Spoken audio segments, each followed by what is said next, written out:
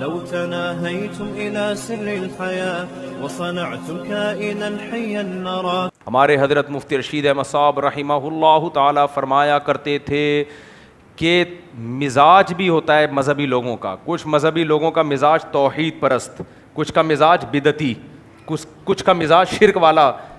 تو ان کو شرک کی باتیں اچھی لگتی ہیں. بدعتی مزاج کا آدمی ہوگا اس کو بدعت کی باتیں اچھی لگیں گی. توحیدی مزاج کا آدمی ہوگا اس کو توحید کے دلائل اچھے لگیں گے. یہ بھی ایک مزاج ہوتا ہے.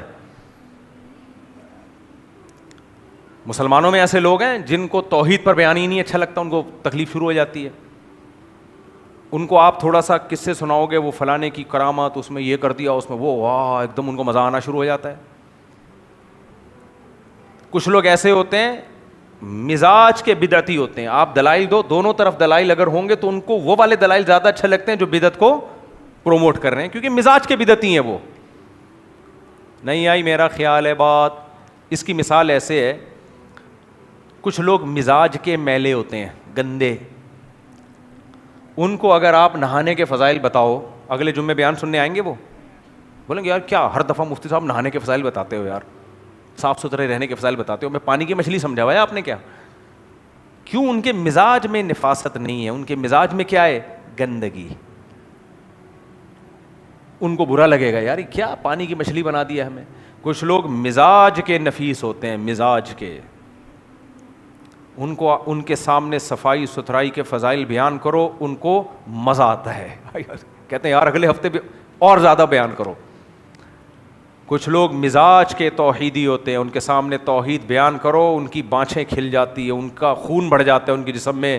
وَإِذَا ذُكِرَ اللَّهُ وَحْدَهُ اشْمَأَزَّتْ قُلُوبُ الَّذِينَ لَا يُؤْمِنُونَ بِالْآخِرَةِ. اللہ کہتا ہے جب توحید بیان ہوتی ہے تو مشرکوں کے دل تنگ ہونا شروع ہو جاتے ہیں کہ کیا ہو رہا ہے. یکادون یسطون بالذین یتلون علیہم آیاتنا, جو توحید سے متعلق قرآن کی آیات انہیں پڑھ پڑھ کے سنا رہے ہوتے ہیں, یہ مشرک چاہتے ہیں اس کے اوپر گر جائیں اور حملہ کر دیں, قتل کر دیں, اس کو خاموش کرا دیں اس کو. آج بھی ایسے لوگ ہیں یا نہیں ہیں؟ بولتے کیوں نہیں؟ آج بھی ایسے لوگ ہیں. آپ کسی مزار پرست آدمی کے سامنے جا کے اللہ کی کبریائی بیان کرو کہ صرف اللہ کے سامنے جھکنا چاہیے, عبادت صرف اللہ کی کرنی چاہیے, تمام قسم کے اختیارات صرف اللہ کے پاس ہیں, نفع اور نقصان کا اکیلا مالک صرف اللہ, اللہ کے سوا کسی کے پاس یہ اختیارات نہیں ہیں, اللہ نے کسی کو یہ اختیارات دیے بھی نہیں ہیں. کتنے لوگ دنیا میں ایسے ہیں, جب آپ یہ بیان کرو گے اس مجمع میں تو آپ کو وہاں بڑا کہنا شروع کر دیں گے. وہابی کی سپرلیٹو ڈگری ہے وہاں بڑا. دل تنگ ہونا شروع ہو جائے گا, پابندی لگا دیں گے آپ کے اوپر. سمجھ میں آ رہی ہے بات کہ نہیں آ رہی ہے؟ میں نے ایک گاؤں میں بیان کیا, میں نے ایسی توحید پہ بیان کیا, جو میرے خلاف کھڑے ہوئے ہیں وہاں پہ لوگ, ایک بندہ انسان کا بچہ بیٹھا ہوا تھا, وہ مجھے چھپایا اس نے بولا مفتی صاحب یہ بڑے جاہل لوگ ہیں, لیکن مجھے کہنے لگا میں سعودی عرب میں رہا ہوں, مجھے پتہ ہے آپ صحیح کہہ رہے ہو. اس کے بعد میرا وہاں دوبارہ 30 سال ہو گئے, اب تک بیان نہیں ہوا, تو زندہ بچ کے آ گیا بس. میں نے کہا ان کو لگے رہنے تو اسی میں اچھا ہے. جو مرے ہوئے ہیں ان کو پوچھ رہے ہو کم بختو, زندہ تو پھر بھی ہل سکتا ہے نا, مرا ہوا تو ہل بھی نہیں سکتا, اور ہل جائے تو آپ مر جاؤ گے. مرا ہوا آدمی تھوڑا سا بھی مسکرا لے اور وہی کیا ہے, بس آپ بولو اب تک تو ٹھیک تھا, اب ٹھیک نہیں. کہتے ہیں نا ہاتھی مرا ہوا 1.25 لاکھ کا ہوتا ہے. مشرک کی نظر میں وہ بزرگ جو زندہ ہو وہ کم پاور رکھتا ہے, اور جو مر جائے وہ زیادہ پاورفل ہو جاتا ہے. مشرک, شرک اور کھوپڑی عقل یہ ایک جگہ جمع نہیں ہو سکتے.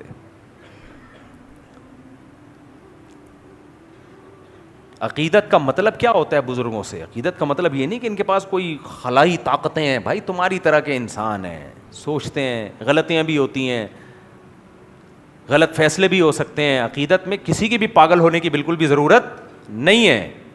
نارمل رہا کرو.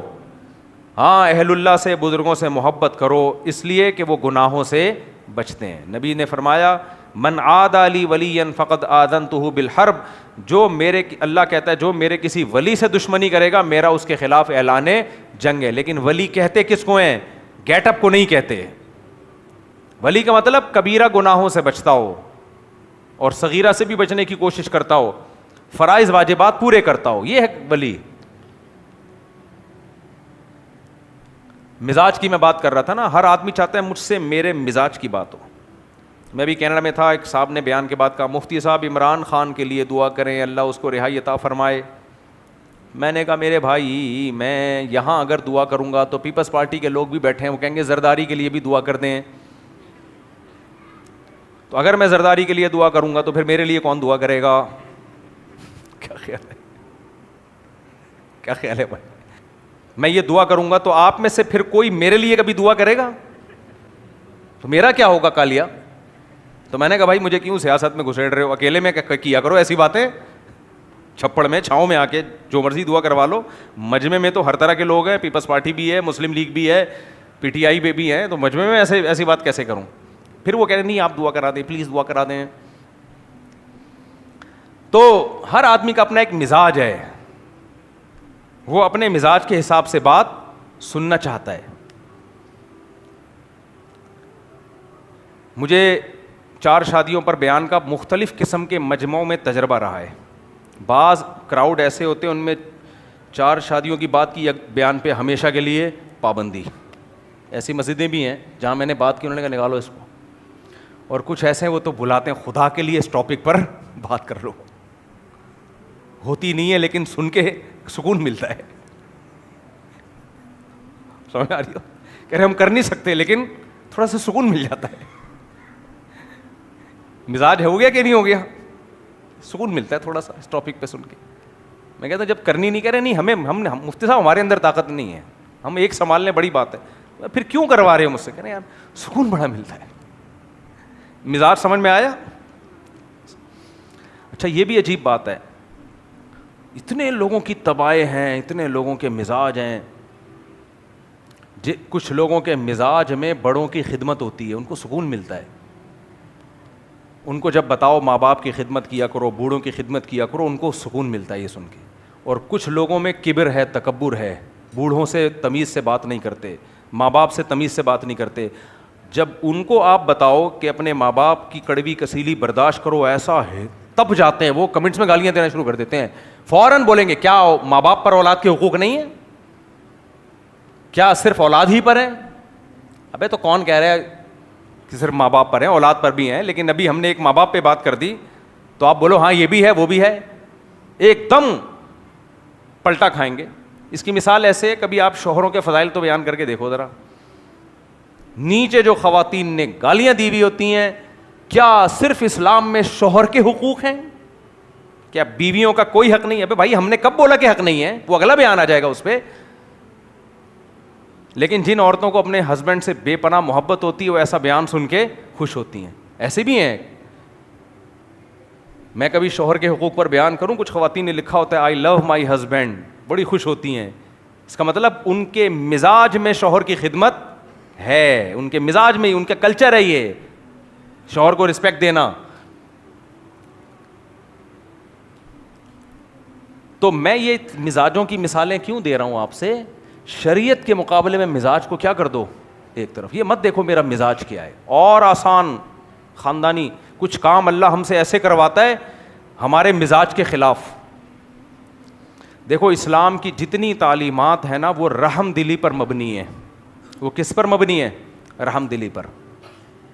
اس میں ماں باپ کے بھی حقوق ہیں, بیوی کے بھی حقوق ہیں, بچوں کے بھی حقوق ہیں, پڑوسیوں کے بھی حقوق ہیں, غریبوں کے بھی حقوق ہیں, یتیموں کے بھی حقوق ہیں. سب کو دینے کا حکم دیا گیا ہے کہ سب کے حقوق ادا کرو, سب پہ رحم کرو.